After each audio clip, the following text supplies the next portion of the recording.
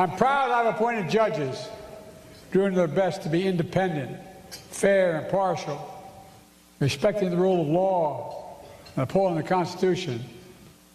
I wish I could say the same for the executive branch, which seems doing its best to dismantle the Constitution. Oh, I'm being deadly earnest, man. Which seems to be what's going on. You know, and they're doing it all too often with the help of a Congress that's just sitting in the sidelines. Señores, se lo tenían bien pero bien guardado.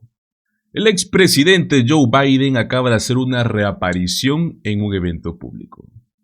Y no fue cualquier evento, hablamos de la gala de la Asociación Nacional de Abogados Negros en Chicago, donde Biden no solo rompió el silencio, sino que dio un discurso conmovedor, algo contundente.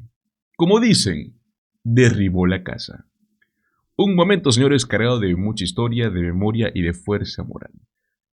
Sostenemos estas verdades como evidentes por sí mismas. Amigos, Biden acaba de recordarnos lo que significa de verdad la Constitución que hoy por hoy se está pisoteando. Quiero que empecemos viendo este poderoso fragmento.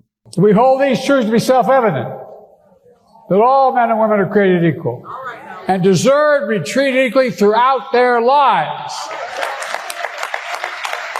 Our Constitution has helped ensure that while we never fully lived up to that, we've never walked away from it either. Pero no fue solo eso, porque durante el discurso Biden rindió homenaje a los pioneros legales afroamericanos, destacando su lucha por la justicia en un país que durante tanto tiempo los excluyó. Un momento, pues, realmente emocional. Veamos otra parte clave de su intervención. I promised to have an administration that looked like America and appoint a bench that looked like America. And I kept my promise.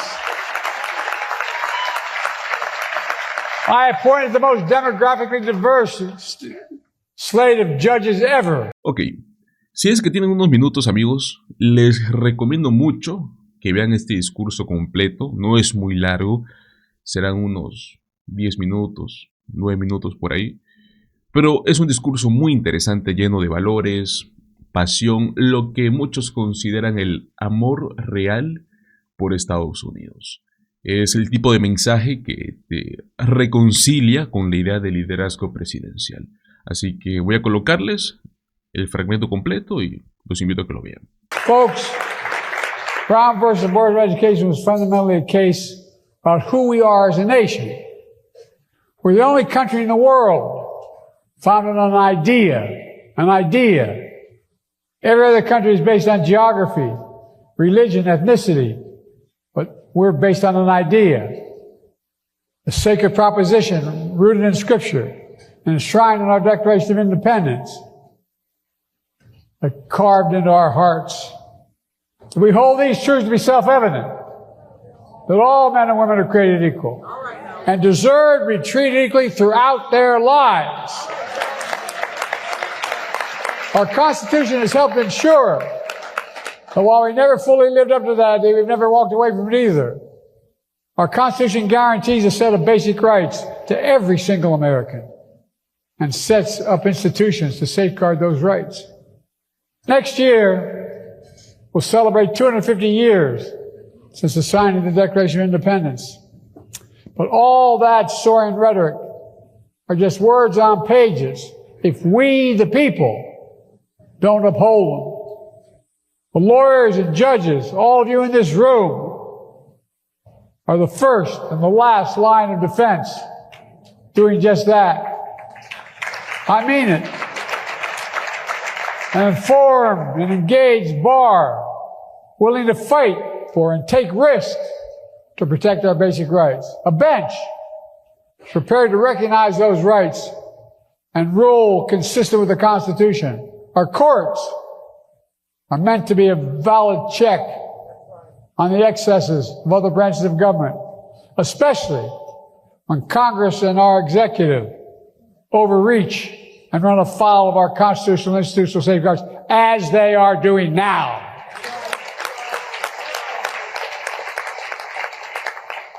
You know, We're here marking 100 years since the National Bar Association was founded to support black lawyers, men and women who were excluded from all professional organizations because of the color of their skin, which was flat out unadulterated racism. Much of it has changed since then, thanks to the work of the National Bar Association. And so many of you have fought to make this country live up to its highest ideals because you believe, like we do, in a simple truth, that the soul of the nation is worth fighting for. And the soul defines who we are. I believe that it is as true today as it was in 1925. But not since those tumultuous days in the 1960s has this fight been so existential to who we are as a nation, with marginalized groups so dramatically under attack. As a young man, long before I understood the civil rights movement in the political context, I understood it in the human context because of the friendships I made in the black community, being the only employee in the project, my home city of Wilmington, Delaware. I made friends who became like family.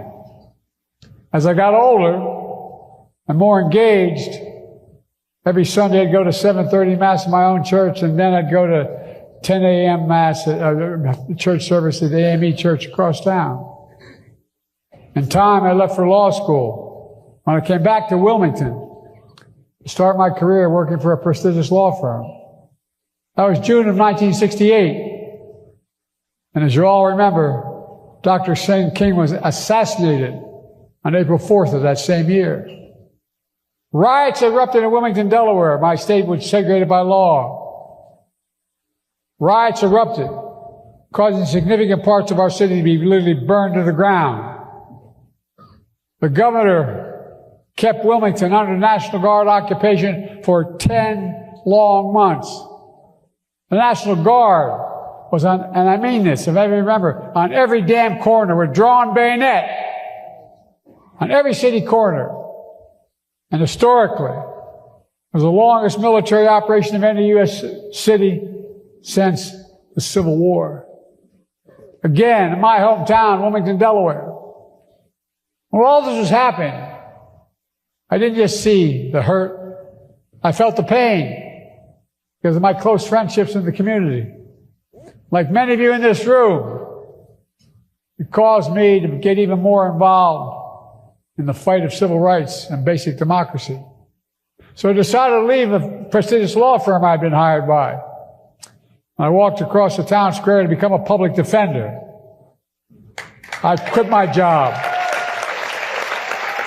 And I represented mostly black clients in the east side of Wilmington. In 1970, I was convinced to run for the county council because no Democrat had ever won that seat. Unfortunately, I won. My sister ran my campaign. And the Republicans saw something I didn't see. I was elected in 70 for a 4-year term, and they reapportioned me to a 2-year term. And since they couldn't find anybody to run for Senate, they asked me to. And I ran for the United States Senate in 72. And I championed legislation to protect civil rights and support marginalized communities. I was then proud to serve as vice president to our first black president, Barack Obama.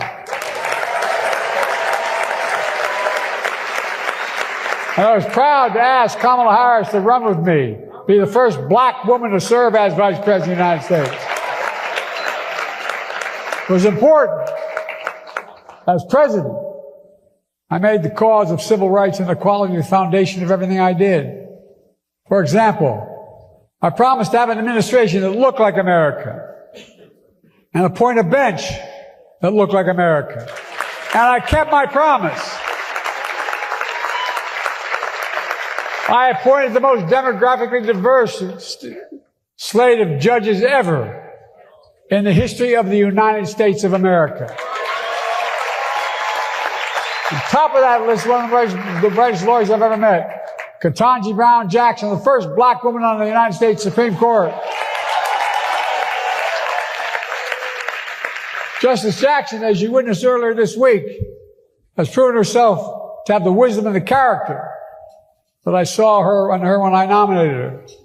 I appointed 13 black women to the courts of appeals of the United States federal courts. More than every other president in American history combined. And there are other historic firsts as well for Hispanic Americans, Asian Americans, Muslim Americans. And by the way, I didn't just appoint Ivy League judges. I appointed many HBCU graduates.